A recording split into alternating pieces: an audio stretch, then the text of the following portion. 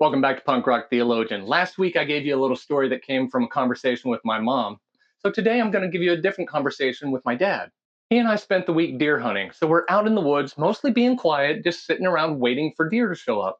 And it was exactly that idea that I leaned over and told him, this is a whole lot of nothing right up until something happened. That's what hunting is like, and it occurred to me afterwards, that's what life is like, and that's what following Jesus is like. In modern society, we seem to have this idea we get from TV and movies or whatever. Seinfeld was famously supposed to be the show about nothing, but it always had stuff going on. There's a lot of interesting things. Nobody's watching a show about someone just getting out of bed and brushing their teeth, making a pot of coffee, getting dressed, and going to work. And that's the whole show.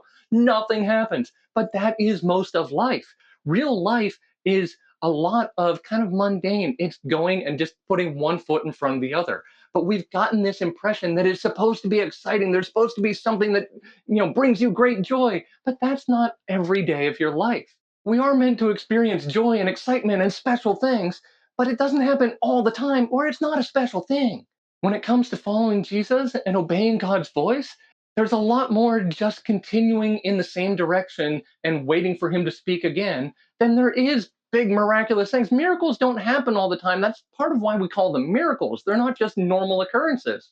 You read stories in the Bible of like Abraham and these amazing things and God speaking to him and stuff, but that's over a period of like 30 plus years, sometimes going stretches of at least 10 years between anything worth writing about. Or how about Noah? God speaks to him, tells him that there's going to be this flood and build the ark and stuff. And of course it happens, but how long was it in between? And then how long is it after that? There's so much downtime. He spent a lot of time just floating around on the ark, waiting for things to dry up enough to get back out. Especially when we get to the New Testament, it's not even necessarily just examples, but it's explicit. Like in Luke 24, after the resurrection, Jesus says in verse 49, now I will send the Holy Spirit just as my Father promised. But stay here in the city until the Holy Spirit comes and fills you with power from heaven.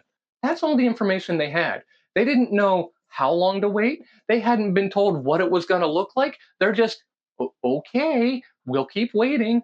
And I'm not sure exactly when Jesus said that statement, but it was at least 10 days between then and when you get to Acts chapter 2, when things all of a sudden get exciting. And it even says that.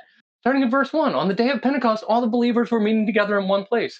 Suddenly, there was a sound from heaven like the roaring of a mighty windstorm, and it filled the house where they were sitting.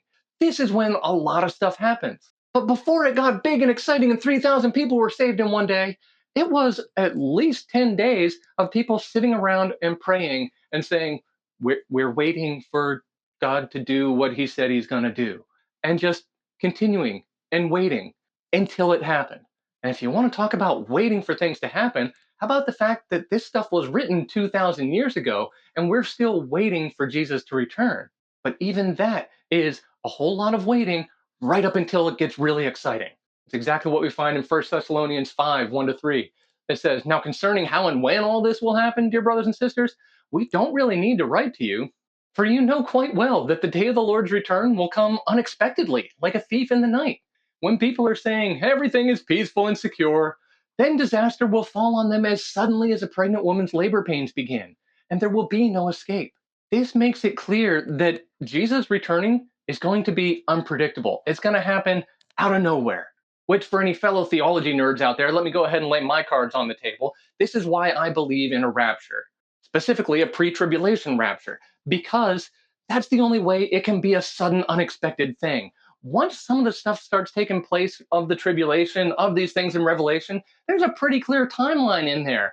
And we can count out the days. It's given like numbers of days in there. So it would not be that sudden and unexpected. If it's going to be this unexpected, sudden, like a thief in the night, then it has to happen before we've got any warning for it. But I'm not really here to talk about the end of the world and all of that. I want to talk about our lives here and now, because that's where the rubber meets the road. That's what we're doing one day into the next. And it really comes back to the hunting metaphor. It's a lot of waiting and watching and listening and just being ready so that when an opportunity presents itself, you can be there and you can be ready to respond. That's what it is for hunting. That's what it is for like investing. That's what it is for following Jesus and being ready to do what he calls us to do, to complete the mission that he left us with, We've got a world full of people that he loves, and he wants us to share his message with them. And not every day is going to be a big thing, but there's going to come opportunities in your life. There are going to be moments when Jesus opens a door, and you need to be ready to step through it. You need to be ready to step up and have the conversation. You need to be ready to actually give a reason for why you believe what you believe. Is it just because your grandma said so? Is it just because you happen to be born where you were born and you grew up in a region where people talked about Jesus? Or is there something more to it than that? We need to be ready so that when the moment comes, we can represent our King and we can be his representatives in a world that desperately needs him.